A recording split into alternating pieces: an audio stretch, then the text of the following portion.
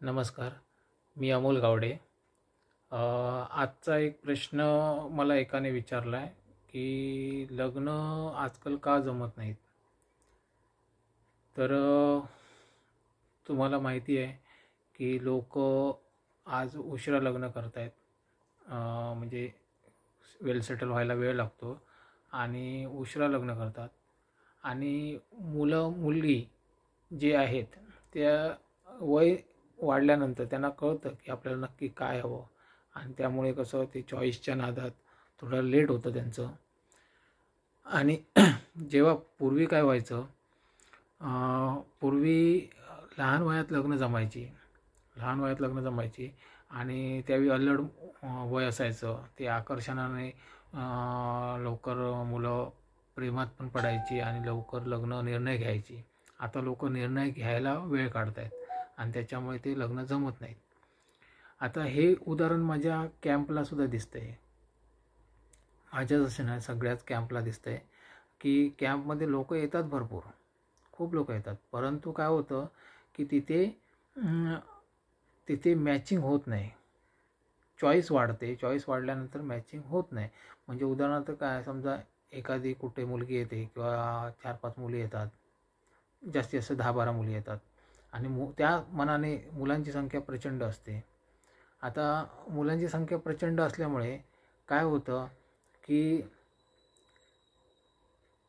ती जी कोण मुलगी असते तिला जर जास्त चॉईस असेल, म्हणजे मिळत असेल, निवडायला भरपूर पर्याय असेल, तर तिला तिचे भाव वाढून जातो. तिचा म्हणजे भाव म्हणजे काय म्हणतात त्याला, एक इगो वाढतो आणि त्या इगोमध्ये नुकसान करून बसते ती पण मुलगी.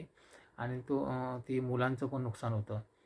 म्हणजे याचा परिणाम असा होतो की ज्या उद्देशाने आम्ही कार्य करतो ते राहिलं बाजूला आणि दुसरंच निष्पन्न होतं. म्हणजे उदाहरणार्थ जे असंही आम्ही जुळवू शकतो ते जुळत नाही. कारण भरपूर स्थळं मिळाल्यामुळे हे हे पकडू की ते पकडू असं होतं आणि तिथे होत नाही. याविरुद्ध आम्ही काय करतो, आम्ही परफेक्ट स्थळ देतो. म्हणजे उदाहरणार्थ अमुक अमुक व्यक्ती आहे, त्याला मॅच होणारच स्थळ आम्ही पुढे करतो की त्याच्यामुळे काय होतं की त्याच्यामुळे चॉईस दुसरी नसते आणि दुसरी चॉईस आम्ही ठेवत नाही. आणि त्याच्यामुळे तिथे त्यांना पण कळतं की बाबा आपल्याला कुठेतरी ॲडजस्ट करावं लागेल.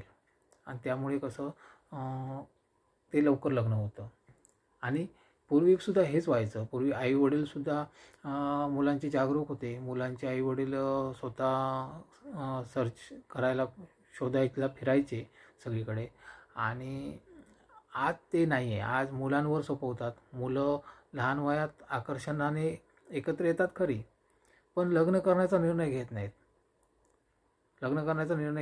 कारण ते वेल सेटल नसतात. कारण घरातून असं सांगितलं असतं त्यांना की वेल सेटल असेल तरच लग्न करायचं. मग ते प्रेमात नंतर मग काय म्हणतात ते काडीमोड म्हणू शकत नाही, म्हणजे स्टॉप करतात तिथे. आणि मग जेव्हा मोठी होतात तेव्हा त्यांना कळतं की आपण चूक करत होतो, आपल्याला आता लग्न खरं सिरियस घ्यायचं आहे, लग्नाचा विचार.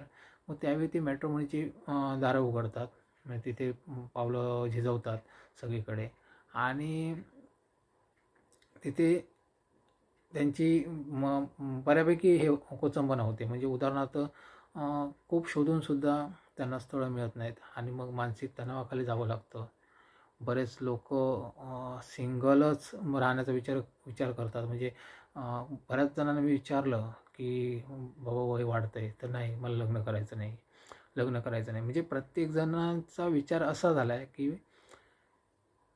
की जी वेळ होती ती आपण घालवली, आता मला स्थळं भेटणार नाहीत असा विचार झाला आहे. आणि त्यामुळे ते खूप नुकसान होतं मुलांचं. तर याकडे लक्ष द्या आणि मग भेदभाव करू नका की बाबा मी मुलगी आहे तर मला भरपूर स्थळं येतील. तर तसं नाही आहे. आजकाल मुलींचं वय पण प्रचंड प्रमाणात वाढतं आहे. बऱ्यापैकी मी बघतोय की एक वेळ मुलांची वय वाढत नाही पण मुलींची वय वाढत आहेत. तर मुलींनी पण ॲडजस्ट केलं पाहिजे. मुलं मात्र लवकर लग्न करत आहेत, मी बघितलं. म्हणजे माझ्या सर्वेनुसार मी सांगतोय. आणि मुली उशिरा लग्न करतात. आणि याच्यामध्ये मुलींचं नंतर मग नुकसान होतं, खूप मोठं नुकसान होतं. हे लक्षात घ्या, सगळ्यांनी लक्षात घ्या. आणि सगळ्यांनी ॲडजस्ट करायला शिका, थोडंसं एकमेकांना सांभाळून घ्यायला शिका, तरच होऊ शकतं. सगळंच काही डायरेक्ट मिळत नसतं. उदाहरणार्थ सगळ्यांनाच काय राजा मिळणार नाही. प्रत्येकाला राजा कसा भेटेल? राजा एकच असतो ना. मग त्यामुळे कुठेतरी ॲडजस्ट करायला शिका. मुलींना सांगतो हे सगळं की. आणि म्हणजे पालकांनी पण इकडे लक्ष द्या की मुलं जर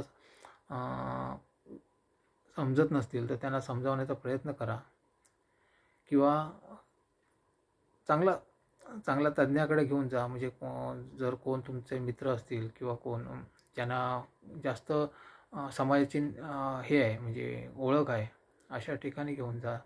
ते त्यांना चांगल्या पद्धतीने समजावू शकतात. आणि मुलांनी ॲडजस्ट करायला शिका. कारण कसं आहे माहिती आहे, रथाची 2 चाकं असतील तरच रथ चालतो. तर त्यामुळे कसं, लग्न जर झालं तर उलट त्यांचं करिअर अजून विकसित होऊ शकतं. आणि जर एकच चाक भरडत निघत असेल तर ते होत नाही तेवढं. त्याच्यामुळे लग्न वेळीच करा, इतकंच सांगतो. नमस्कार.